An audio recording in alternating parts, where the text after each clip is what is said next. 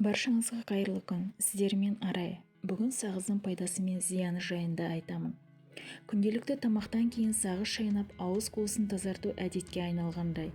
Ертеде сағыздар ағаш шайыры не қара майы мен өсімдік майларынан жасалса, қазіргі таңда олардың құрамында химиялық заттар мен антисептиктер кездеседі.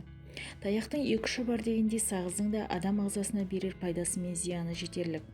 Сағызды осыдан 140 жыл бұрын Америка елінде ойлап тапқан. Өнертанушы Уильям Сэмпл сағызды ойлап тапқанымен оны өндіруге атсалыспаған. Америка құрама штаттарында 100 түрлі сағыз өндіреді. Орта есеппен әрбір американдық азамат жылына 300-ден астам сағыз пайдаланады.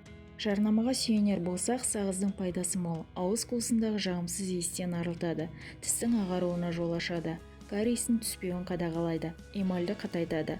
Алайда мұның барлығы шындыққа жанаса бермейтін сияқты. Біріншіден, сағыз құрамында көптеп кездесетін қант пен глюкоза ауыз қуысында бактериялардың көбеюіне ықпал етеді.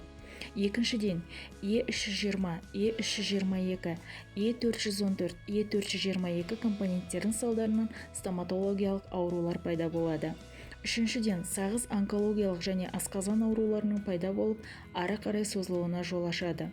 Төртіншіден, сағыздан тістің сыртқы қабықшасы әлсіреп, кариес пайда болады. Бесіншіден, сағыз құрамындағы химиялық заттар созылмалы тері ауруларының тууына себепкер.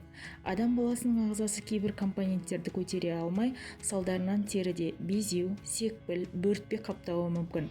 Сағыздың зияндығы мұнымен шектелмейді. Диетолог мамандар әркез жаңа зиянды тұсын ашып айтады. Алайда зиянды тағамның аз да болса пайдасы бар. Сағыз патогенді микрофлораның көзін жойып, сілекейдің бөлініп шығуына ықпал етеді. Сілекей өз кезегінде астың дұрыс қорытылуына жол береді.